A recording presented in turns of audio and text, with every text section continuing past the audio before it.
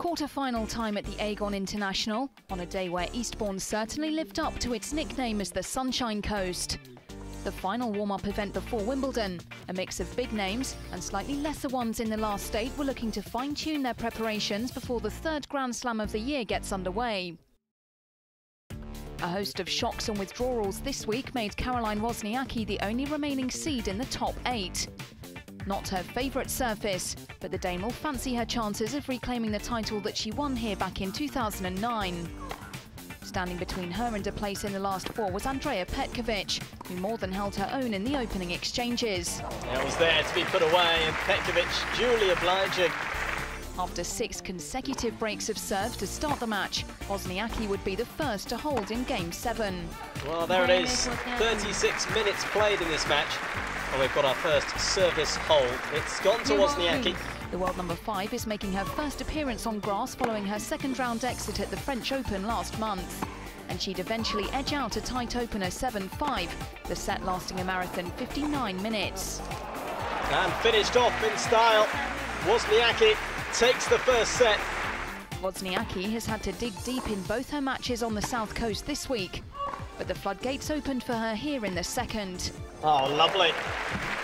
Wonderful backhand from Wozniacki.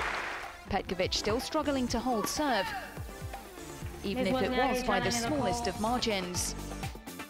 Wozniacki, though, was keen to showcase her own talents to extend her lead to 5-love. Yeah, tremendous serve. Sets up the relatively easy put away. Her German opponent would get one game on the board, but it merely prolonged the inevitable. Wozniacki powering through to book a spot in the last 4. Finished off nicely. Wozniacki into the semi-finals. I've been playing some good tennis this week and today as well.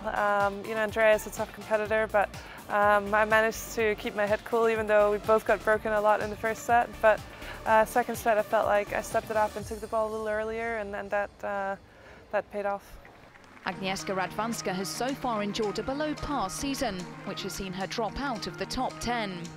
Making her first appearance on centre court this week, she took on Svetlana Pironkova. There's no better surface for Radwanska to turn things around than on grass. It's clever. A champion here in 2008 and the finalist at Wimbledon in 2012, the Pole would break in games 5 and 7 on her way to taking a routine first set 6-2. Well, it's all fun by the seaside for Radwanska in the first set, 6 games to 2.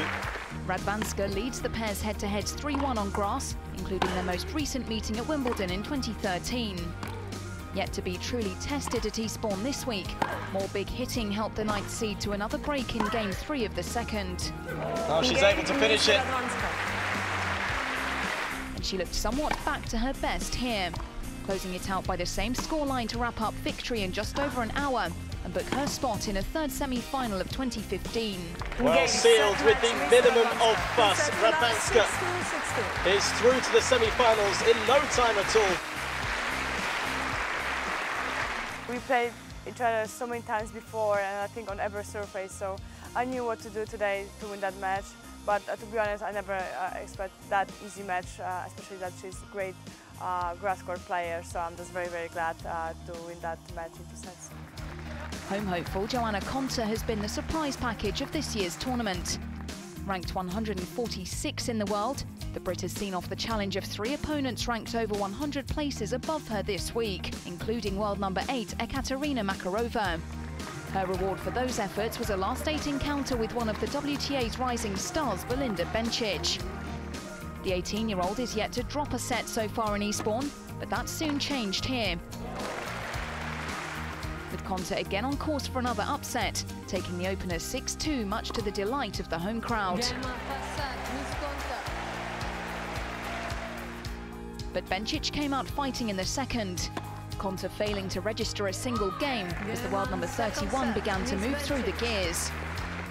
Having surrendered at 6-love, the Brit required medical attention with complaints of dizziness.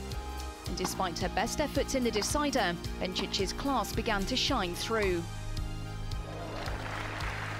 A decisive break in Game 6, helping the Swiss go on to take the set 6-3 and end Konta's dream run. Game, set, match, Bencic. 2 sets, 2-1. Sloane Stephens will join Bencic in the last 4 without having to lift a racket.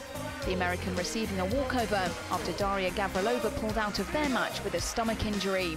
Obviously, it's always weird to get a walkover, but I'll take the win and move on to the semis.